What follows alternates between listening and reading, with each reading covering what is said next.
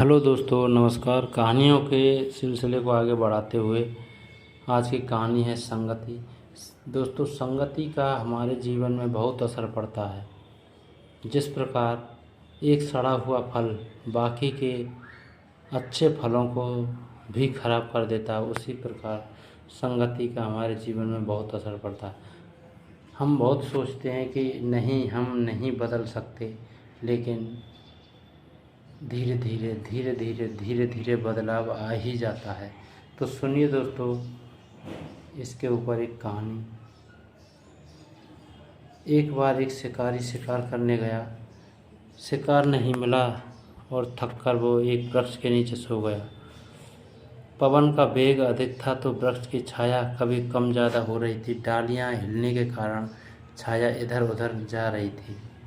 वहीं से एक अति सुंदर हंस उड़कर जा रहा था। उस हंस ने देखा कि व्यक्ति बेचारा परेशान हो रहा है। धूप उसके मुंह पर आ रही है, जिसके कारण वह ठीक से सो नहीं पा रहा है। तो वह हंस पेड़ की डाली पर अपने पंख खोलकर बैठ जाता है, जिससे उसकी छांव में शिकारी आराम से सो सके। जब वह सो रहा था, तभी एक कौवा आकर उसी डाली पर बैठा, इधर उधर देखा और बिना कुछ सोचे समझे शिकारी के ऊपर अपना मल विसर्जन कर दिया और वहाँ से उड़ गया। तभी शिकारी उठ गया और गुस्से में यहाँ वहाँ देखने लगा।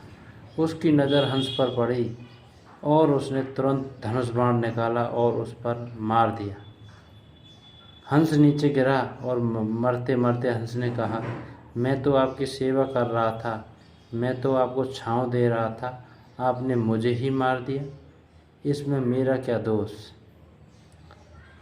उस समय उस पद्म पुराण के शिकारी ने कहा, यद्यपि आपका जन्म उच्च परिवार में हुआ, आपकी सोच आपके तन की तरह ही सुंदर है, आपके संस्कार शुद्ध हैं, यहाँ तक कि आप अच्छे इरादे से मेरे लिए पेड़ की डाली पर बैठ मेरी सेवा कर रहे थे, लेकिन आपसे एक गलती हो गई कि जब आपके पास कौवा आकर बैठा तो आपको उसी समय उड़ जाना चाहिए था।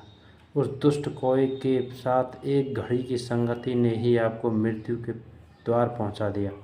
तो दोस्तों, इस कहानी से हमें क्या शिक्षा मिलती है? संसार में संगति का सदैव ध्यान रखना चाहिए।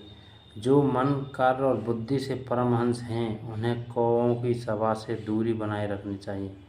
इसलिए दोस्तों, सदैव प्रसन्न रहिए। जो प्राप्त है पर्याप्त है। नमस्कार दोस्तों, कहानी अच्छी लगी हो तो लाइक, शेयर एंड सब्सक्राइब करें। धन्यवाद।